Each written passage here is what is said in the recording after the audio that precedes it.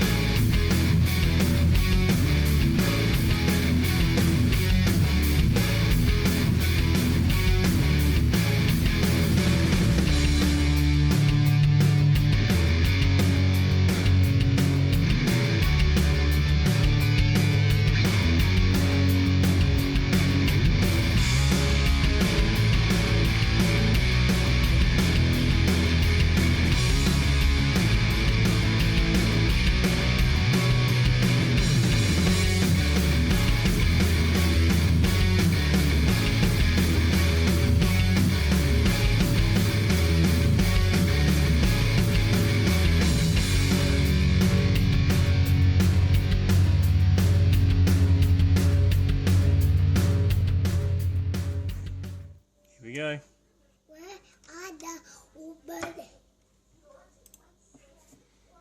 So there we go, guys. Just shy of 12 minutes. Let's get to the update. Well, g'day guys, how you doing? CZ here. So yeah, that little video I threw together just before was just for a bit of fun, but also to show you guys, you know, how quick you can throw together a craft beer, an all malt craft beer, light style, summer draft sort of beverage.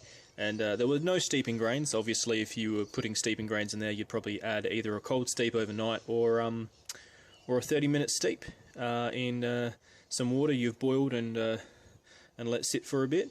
So yeah, so there you go. Just shows how easy it can be, guys. But today is a cider special. First time ever, and I've been wanting to do it for a long time. I actually pasteurized my own cider. It was a cheap experiment, so because I didn't know what I was going to expect. So basically, guys, to give you a rundown, it was about 2 litres of cheap juice. Juice that had no preservatives, obviously, because I didn't want to kill the yeast, and there was no added sugar. It was just juice, 6 litres. So 2 3-litre bottles, so that was $6 all up. No other fermentables. And what I did is I let that ferment out with some Mangrove Jack's yeast. We'll get to that in a minute. A Mangrove Jack's Belgian ale yeast, that is. Let it ferment out. It took roughly about it took just over a week to ferment completely out. And then what I did is I then racked that onto the bottling solution. So it was about oh man, gosh, I don't know, it was about 40 grams of dextrose. But what I did, sorry, it was 28 grams of dextrose. But then what I did is I add just under a litre of the juice of my choice. So I chose apple and mango, and obviously stirred that very gently so there was no oxidization going on. And then I bottled. Yeah, so it turned out well. And then what I did is I let that go for 4 days. Bearing in mind, the reason why we have to pasteurize is because I back sweetened. These would, even though they're really strong, these would eventually explode. Just because of the residual sugars that were left, the yeast was going to be chewing them for quite some time. So what I had to do is I had to crack open one of these at about 4 days, check the taste and the carbonation. If it was right, which it was, then they go into a pot and you bring it up to about 80 degrees. I put a tea towel underneath, so the heat wasn't directly touching the glass. You fill the water up with a bunch of the bottles, just up to about here. You bring it up to about the 80 degrees Celsius, and then you let it sit for 10-15 minutes. But there was a little bit of a hiccup. The thermometer that I used got stuck at 39 degrees, so for a long time I kept thinking, oh, my water's not getting hot. And then one of these, because the seal was loose, started hissing and, you know, blowing its lid everywhere. So show you a picture of them in the pot now.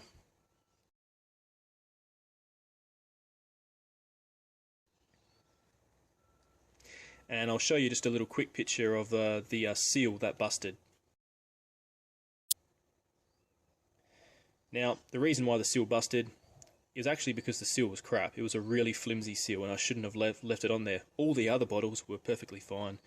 So anyway, you let it go for 10 minutes at roughly 80 degrees, and 10, 15, whatever you want. You then gently take them out, wipe them down, put them in the fridge.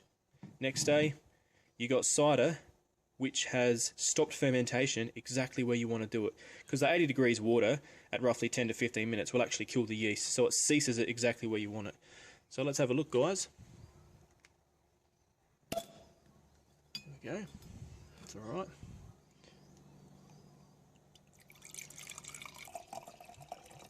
Alright. Now, obviously there's a bit of sediment in there because the juice that I used to back sweeten had a fair bit of pulp and stuff in there. So I'm trying not to get that in. And yeah. See if you can see that. It's not too bad. Really good experiment. And I would definitely do it again. So I'll give it a taste.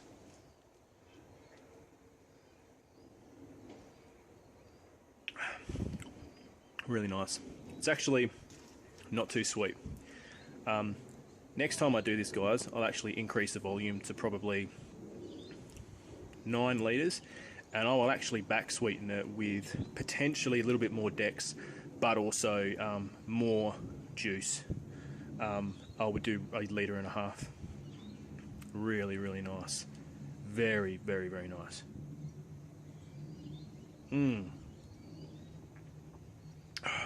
Oh man, that's good.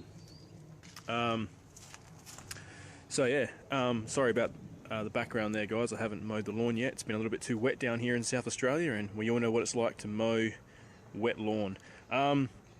So yeah, this is my first ever cider special, I suppose, on my update.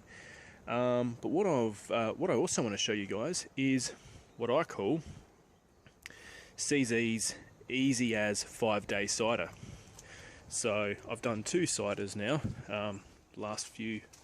just the last week or so, over a week. And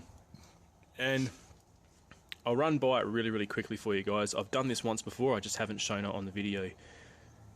Basically, down the aisle when you're at the supermarket and you come up to the area where they sell the spring water, down one of the supermarket chains where I live, there's or there used to be, I'm not sure if they've still got them, but they had one of those 10-litre bottles with the carry cases, and it's got a tap on it.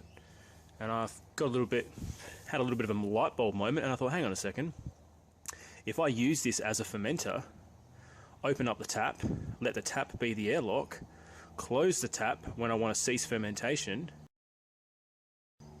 and then allow that to gas up a little bit on the heat mat, and then put it in the fridge overnight, I wonder if I'll have my own little tiny keg of cider with natural carbonation happening. And it worked. And this is the second time I've done it. It came out at about 5.6 ABV. Tastes beautiful. It's a perfect semi-sweet. But I did use extra fermentables in that. I used 2.5 cups of quality brown sugar along with the 6 litres of the juice.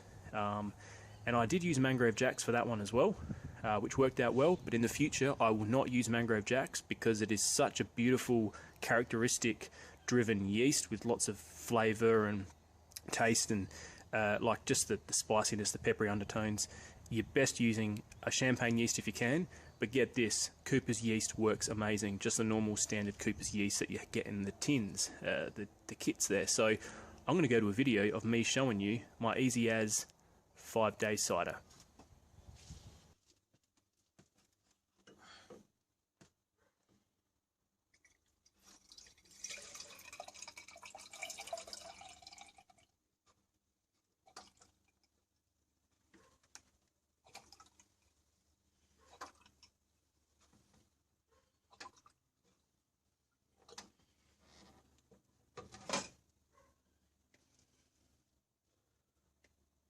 Oh yeah.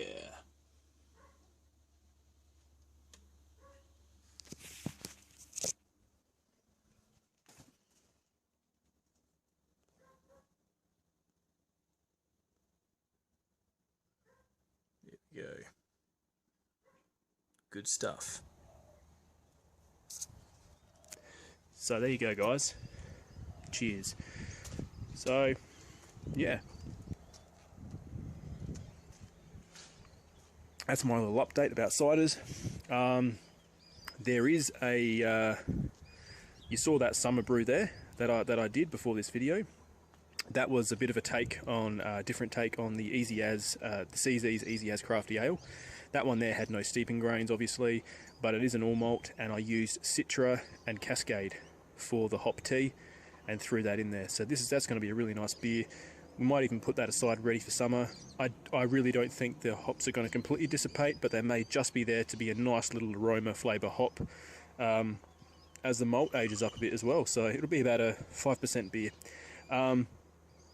There is another beer coming up, and I will say that it's a little bit got a bit more colour to it than Summer Ale. And that will be an International Brew Series brew that I'll be doing with a fellow mate of mine, and I'm also going to be brewing it up with my brother, but collaboratively brewing it with a fellow bloke from across the pond, and he is an absolutely top amazing guy, so that'll be great. What else do I want to say? Yes, and on the note of International Brew Series, here is a logo I just wanted to get out there to remind you guys.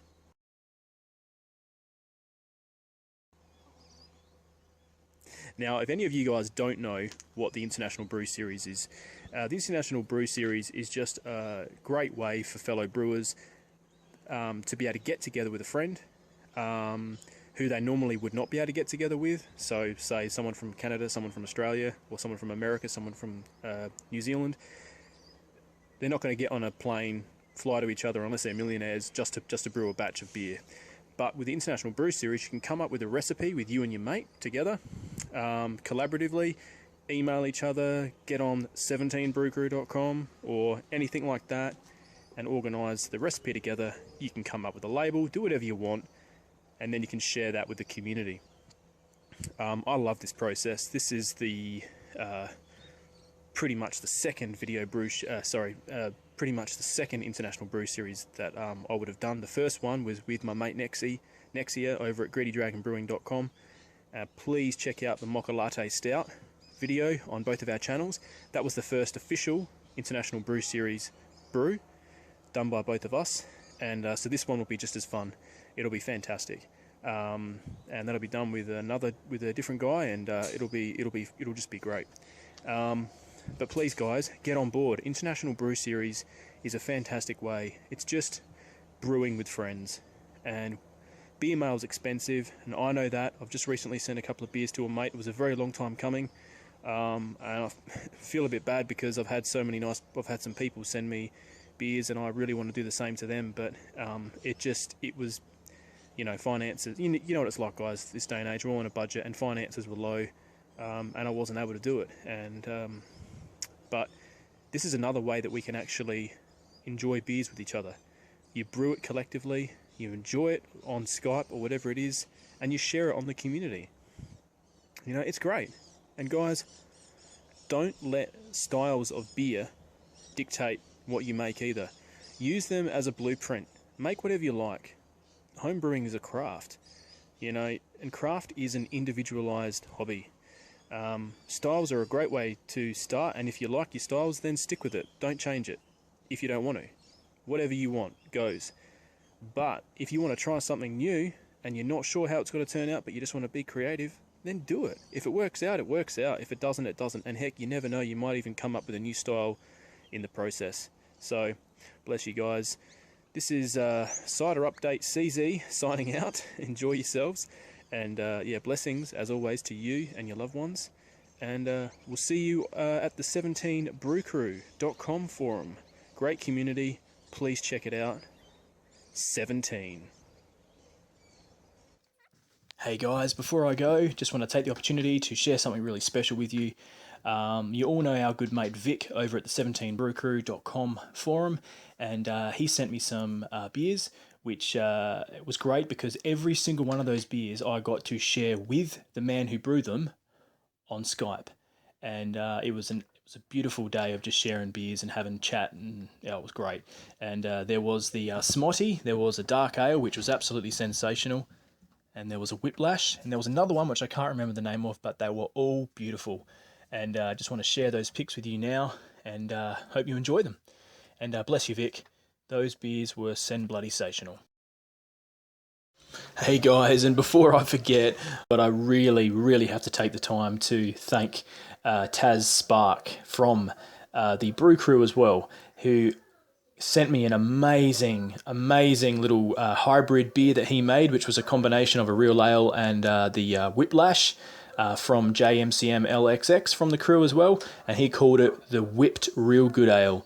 And this little baby needed to be kept warm on a heat mat with a little towel wrapped around him, nice and snug as a bug. And he had to be conditioned for a little bit longer. By the time I got it, he needed a bit of extra time. And by the time I chilled that baby down and poured him, he was sen-bloody-sational as well. So I just want to share some pictures with you now of that one.